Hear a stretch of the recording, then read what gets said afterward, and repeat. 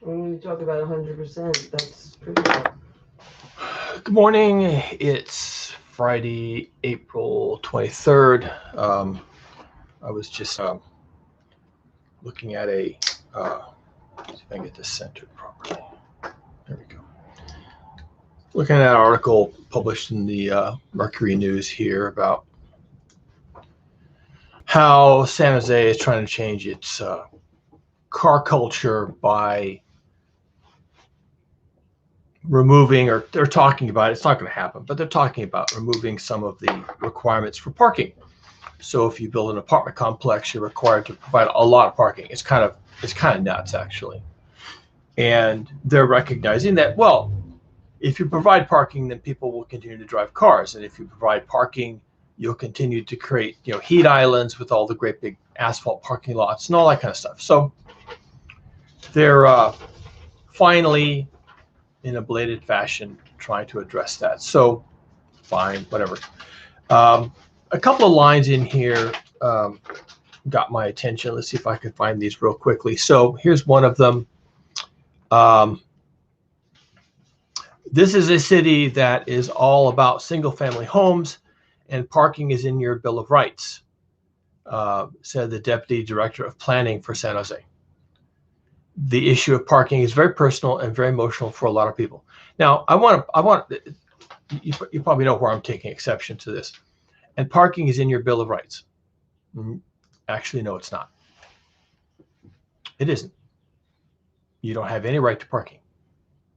You don't have any right to a car. You don't have any rights of any kind like that. Okay, that's a consumerist dream. That your consumption patterns are enshrined in the Constitution. They're not, or the Bill of Rights. They're not. Capitalism has been telling us that for 100 years, conflating freedoms with purchasing. Okay. Uh, and freedoms with driving, and freedoms with consumption. That we are a land of freedoms, which means you can go to the Starbucks drive-through and get a latte. Okay, that works for them. Obviously, I mean, Starbucks would love for you to believe that because you're an American, you're supposed to do this, but that's not really the case. That's just a myth. It's not true.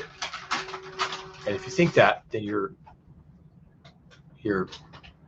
believing in fairy tales, essentially. The other one, let's see if I can find it.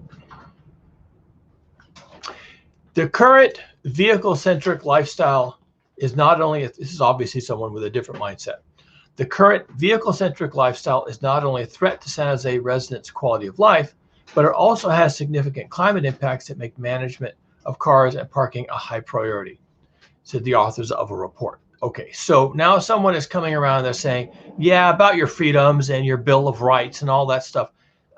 This stuff is becoming a threat to our quality of life. So I just want to address that quickly. What's become really obvious to me is that people, and I'm not the first one to observe this, have a really skewed idea of what direction threats are going to come from. What's going to be a threat, what direction it's going to come from, what it's going to look like, and these kinds of things. Typical examples are, we're afraid of foreign terrorists, okay? And yet, thousands of people stormed the Capitol on January 6th, fought with the police, killed police officers, tried to find elected representatives, talked about hanging the vice president. Whatever you want to say about Islam, they never tried to storm the Capitol, right? So, and yet that happened. That happened right here in this country. We completely overlooked that possibility. And an article that came out yesterday, I think, states that the Capitol Police were actually instructed not to focus their protective measures on the white protesters, and instead to look for other types of sources of conflict. Well, there was no one else there but white protesters, and they were the conflict. And so we're lying to ourselves about where our problems are coming from. We're very good at that. The media helps us do that. The government helps us do that. And this article contains a little bit of that going on. And they say, that our vehicle-centric lifestyle is a threat to people's quality of life. Well, you know, yeah, so your vehicle, what, how, why? And people are going to trot that out. They're going to say, but our lifestyles are threatened by you getting rid of the parking spaces. They're going to say that, you know, my business is threatened if I, you know, if I have parking spaces, but the business next to me does not, then their customers are going to park in my parking spaces, and I won't have customers, and my business will be at risk. So they're going to trot out all these things.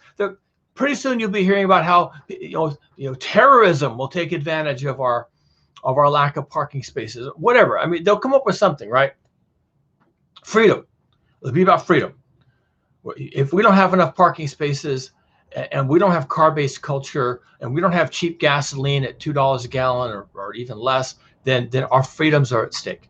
It's in our Bill of Rights that we have cheap gasoline. It's in the Bill of Rights that we have copious parking. Anywhere we go, anywhere, for any reason, every single time, I will be able to park right in front of the place I'm going, right at the door. I won't have to walk at all. It's in the Bill of Rights. You're going to be hearing a lot of that. And they're scrambling around trying to protect their perceived freedoms, because that's what people have been taught, that it's all about your Bill of Rights. And they believe this. They really do. People really do believe this. It's in the Bill of Rights. It's all about freedom. And if I don't have, an entire parking lot to myself, I park right at the door, right in front of the door, parallel park right in front of the door, then my freedoms are being crushed and being deprived of my Bill of Rights. It's not true. There's a much, much bigger threat out there than your trivial, infantile, toddler concerns about whether you can park right in front of the store that you want to walk into for 30 seconds to get a package of donuts, okay? Climate change is real. Global heating is real. This is going to change everything. And because it's going to change everything, and it's going to slaughter us, and going to render large parts of entire continents uninhabitable for any practical purposes, all right, including modern life, because governments are anticipating, and because military establishments are anticipating massive, overwhelming, continuous disruptions. That is going to be the risk, not the risk that you're going to lose some paltry perceived freedom to drive wherever you want to drive and park your fat butt in front of any donut shop that you just want to waddle into. That is not the threat landscape here, folks. That is not the thing that the Pentagon is talking about when they get the president in a private conversation, back him into a corner and say, sir, with all due respect. They're talking about something else, okay? And the reason that Biden got together a couple of days ago with his buddies, his elite buddies, and had their Zoom call, they did it the right way, good on them, golf clap, okay, is because they're all running scared. Now, because they are all running scared, they are now having very frank, open, serious conversations about reducing our fossil fuel emissions by 50, maybe 52% by the year 2030. We're about to have a big knockdown, drag-out fight in San Jose about car culture. Meanwhile, the president of the United States, with all the world's major leaders, led by all the major global corporations in the world, are considering massive, permanent reductions in fossil fuel consumption shortly, like tomorrow. And they're doing this with the backing and the encouragement of all the world's major military organizations. Because this Titanic has hit that iceberg, and we are going down. And when lobbyists start trotting out this baloney that driving and parking and getting our diabetes without walking, having to do anything at all, just park in front and walk in there and get your diabetes, that's in the Bill of Rights, is setting us up to fail. We're just going to fail. We're not going to be able to do this. We're going to fail. That's my actual prediction. We are going to fail. Car culture is going to continue because people are not capable of assessing risk correctly. The risks are not that you're going to get pollution from cars or that cars run over people, although that happens. The risks are not that, our suburbs are car dependent and we need so much parking. If we don't have parking, people will have to walk an extra 100 feet to get to someplace. These are not your risks. These are not your actual problems. Your problem is that you're going to lose your car culture. You're just going to lose it. It's going away. I don't know how they're going to do that. It's a policy decision. They may do it by putting a $20 a gallon carbon fee, not a tax, a fee on the use of gasoline. They may do it by working with the Saudis to ratchet up the price of a barrel of oil to $400. They might do it by instigating a Middle East war and shutting down the oil fields. They might do it by embargoing oil tankers and shutting down pipelines. Who would do that? Why would they do that? I don't know. They could do that, right? And it's just over. It's gone. And all this talk about how parking is in your Bill of Rights, it just sounds asinine. It sounds infantile. Well, it's worse than that. It's corporate America, small town corporate America, right here, our Restaurateur Association and our venomous Chamber of Commerce, feathering their nest and not wanting to inconvenience even a tiny bit any fat diabetic person who wants to come into their establishment and doesn't want to walk 20 feet, right? They're pandering to consumers.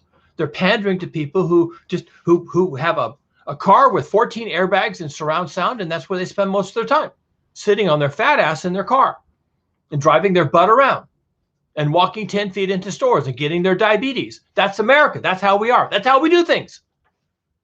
And if your knees start to hurt and your feet start to hurt, we have opioids for that. And yes, you can take opioids and then drive. It works fine. Hell, they won't even stop you for that. And if they stop you once for driving on your opioids to go get your donuts, then you tint your windows. That's how you do that, okay? It's in the Bill of Rights. Haven't you been paying attention? Well, the real risk, the actual real bona fide risk here is that all that is over. 100%. It is absolutely over. This isn't even risk assessment anymore. This isn't like, there's a chance. There's a non-zero chance that this is over. No. Yeah, the non-zero chance is 100% that this is over. This is over. It's done. Okay, this is done. This is absolutely done. Not because I'm saying it's done, but because it's done. Okay? This Titanic is at that iceberg, and this is done. That's how this is. And everything you thought would go on forever, and you would buy a new car every 3 years, and you drive yourself here and there, and it was all going to be wonderful. That's done. That is guaranteed done. The Pentagon says we have to change. The corporations, the corporations who actually run this world and told you have a Bill of Rights to drive, okay? The corporations who have been filling your head with gobbledygook for a century are now saying, oh, about that. Time to change. Ha ha ha ha. It's going to be fun. And, it's coming. 100% risk of that happening. And I don't know how Joe Biden and the corporations of the world and the leaders of the world are going to get us to 52% fossil fuel reductions by the year 2030. I don't know how they're going to do that. I'm not a policy analyst. I'm not a risk assessor. I don't work for the Pentagon. I know what the risks are, and I understand that they understand, but I don't know how they're going to do that. Fees, taxes, shortages, war, I don't know. All of the above, probably. But when they do, get their 52% reduction in fossil fuel consumption by the year 2030, as they say they will, and I'm sure they intend to do that, and that is exactly what's going to happen. Okay? So one way or another, that's going to happen. When they do that, however they do that, I know what your world is going to look like. And it's the same answer every time I sit down and talk to you about this. It's always the same vision. However they get to that world where these things are gone, these fossil fuels are gone, and we suddenly grab the bull by the horns and try and tackle this climate change we've created for ourselves. The type of world you're going to be living in will have no air transportation, no private driving, no movement of goods, no movement of money, and no jobs. That's it. And there will be people who tell you, oh, well, I can't survive. Okay, number one, yes, you can. You're just, but you're being petulant. And number two, if it's true that you can't survive without your flying and your movement of goods and your movement of money and all this other stuff, okay, if it's true, well, then goodbye.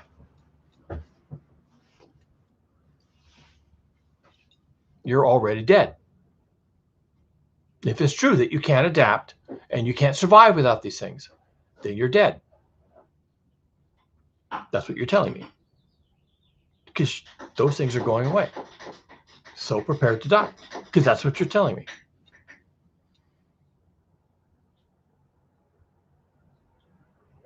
And all this talk about how, parking is in the Bill of Rights, that doesn't help. It just doesn't help. And you need to understand where the threats are in your life. And depriving you of your right to park actually never made the list.